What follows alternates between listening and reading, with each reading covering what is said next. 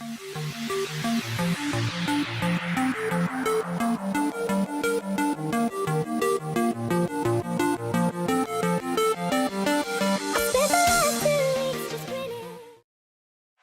everyone, this is Yoruki. Today I want to do a little preview of a new game I'll be covering on the channel.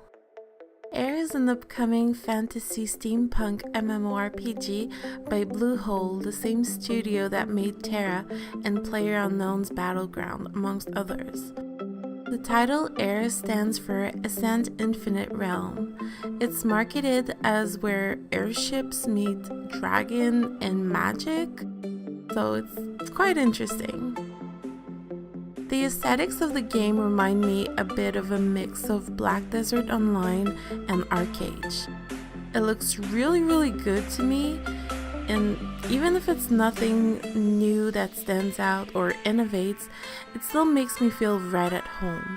The controls are also something not very new. It's a typical WASD movement and right mouse camera control. That honestly surprised me, as the studio has developed some of the best action MMORPG out there. If you want to know for sure what the controls feel like, it's exactly the same thing as Arcade and other MMOs like that. It's not bad, but it's very standard. As this preview continues, you'll see a lot of comparison between this game and other MMORPGs. Honestly, I find it a bit refreshing to see a game that doesn't try to innovate at the cost of good gameplay. That also means that the hype for this game is going to be pretty low. There's good and bad sides to all of this. It means that there's going to be less hyped up players disappointed at the start of the game. Because let's face it, nothing ever lives up to the hype.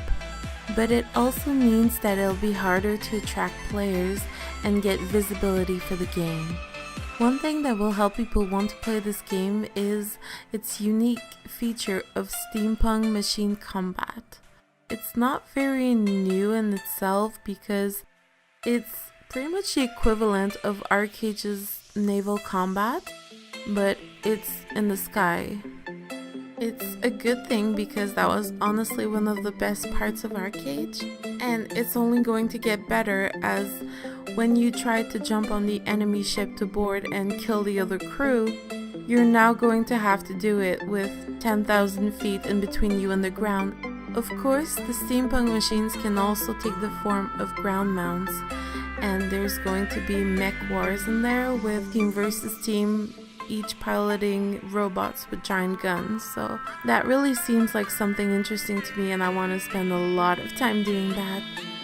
What gives me a lot of hope for this title is that it seemed to know what its strengths are and is willing to focus on them right away. From the trailer, we're promised large-scale PvP on the ground, in the sky, and everywhere in between, and the focus is not on just PKing everyone. Of course, there's also plenty of other interesting features that we've come to expect from the big MMOs, such as housing, farming, crafting, and all the other social aspects of the game. So yes, that means Yoruki can keep on doing builds on there. Last on the list for this preview is a quick talk about the characters and classes.